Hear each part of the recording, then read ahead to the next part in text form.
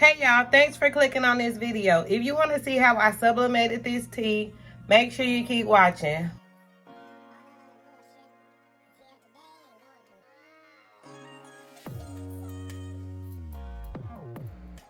Okay, now I'm in Silhouette Studios. So now I'm going to go select the file that I'm going to use and upload it to Silhouette Studios.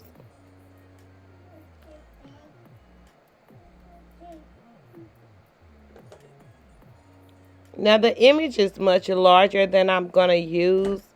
So I'm going to size it down to 9.980 by 7.806.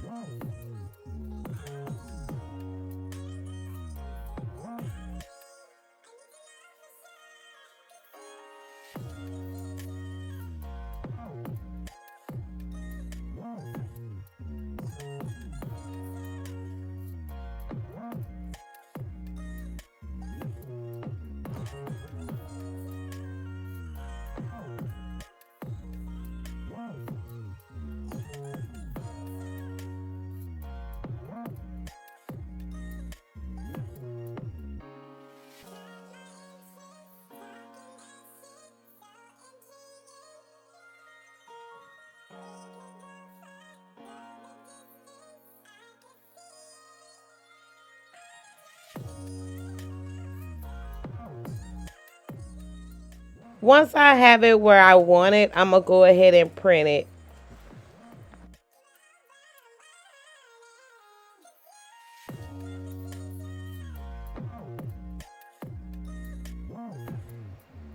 And I'm going to go ahead and flip my image horizontally.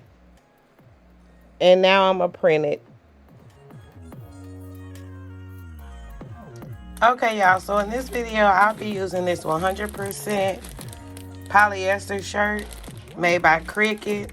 It's the men's t-shirt blank. And this sublimation paper that I got from Amazon.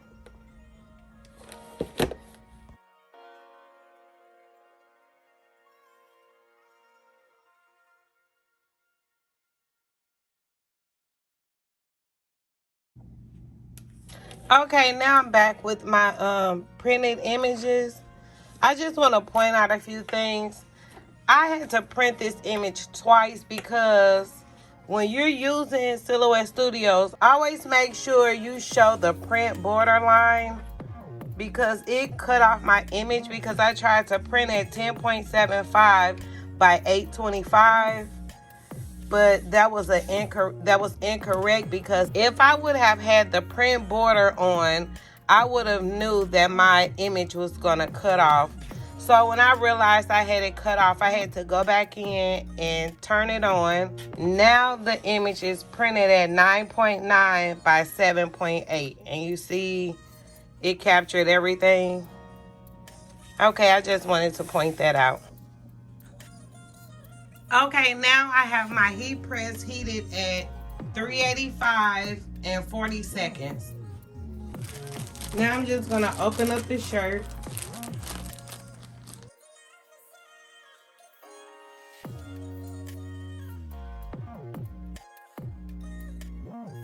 And y'all always choose the men's shirts, because the women's shirt and the Cricut brand, I don't like the neckline.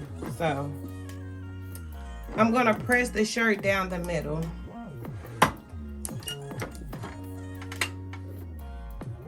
And it's also helping me pre-press the shirt to get the moisture out.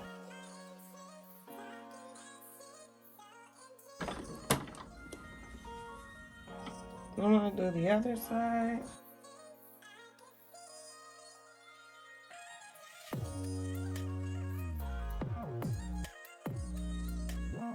Okay, so with printing that down the middle, it helped me with my center point line.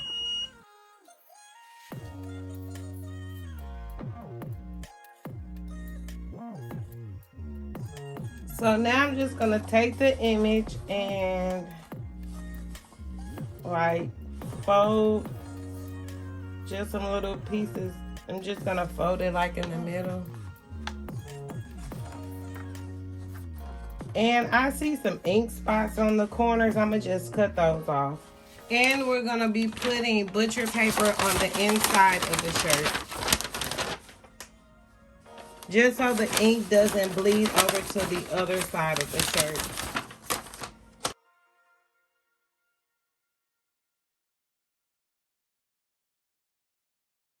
So, and then the 3-finger rule. So it's 3 fingers down from the neckline. Yeah, I think I'm gonna need some more butcher paper on the bottom of there. I think I'm gonna need some more butcher paper and on the inside.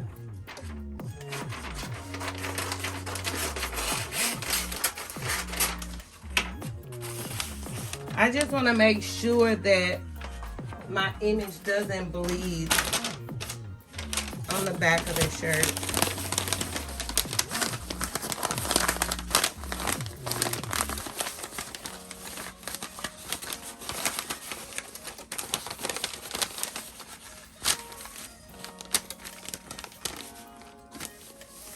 Okay. And this is a vital step. You always use a lint roller when you're sublimating.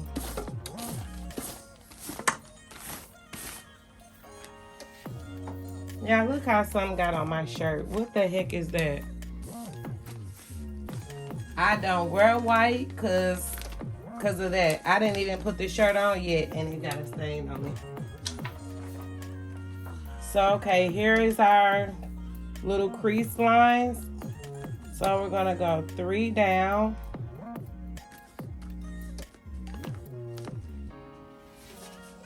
And now we're just gonna tape it down with some heat resistant tape.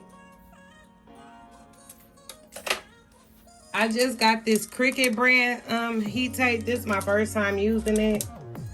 And it is really thick. I think I'm gonna really like it. So I'm just gonna cut some pieces off.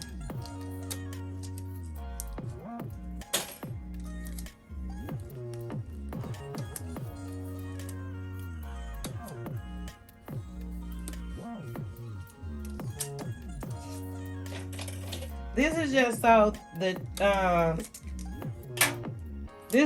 the transfer paper doesn't move.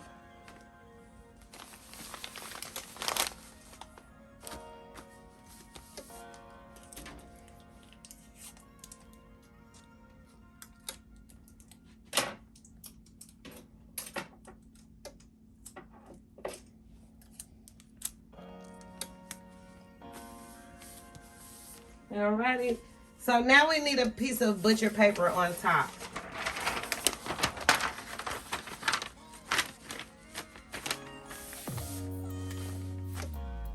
Okay. Now we're heated up to 385 and 40 seconds. Now we're gonna press. Okay, so now the shirt is ready. I'm just gonna grab this shirt from the heat press.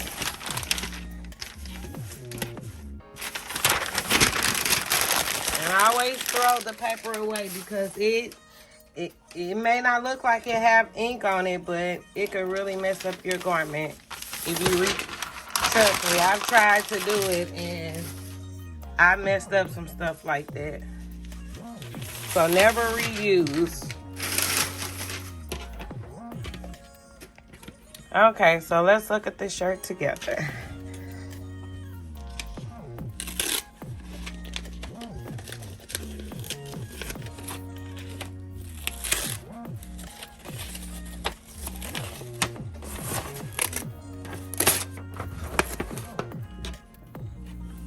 Okay, yeah, this shirt is cute.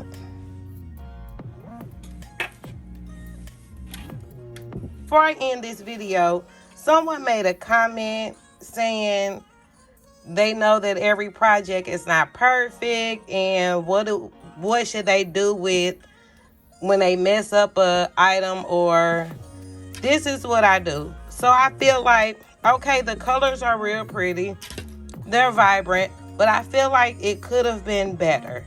So what I did was, the first sheet that I printed out that was wrong, I did it on the back. I did it on the back because I felt like my temperature settings was off. So on the back, I used 400 degrees and 45 seconds. And it made a big difference. Look how vibrant the red is versus the red over here. It's kind of giving orange in the middle. Very orange, but look how dark this one is. So this is what I do, because most projects that I make for the videos, I end up using them myself, or I give them as gifts to family members. And usually I wear a lot of long hair, so you probably won't even see the size. So if you want to see more videos on sublimation, make sure you click the playlist on the screen. See you in the next video.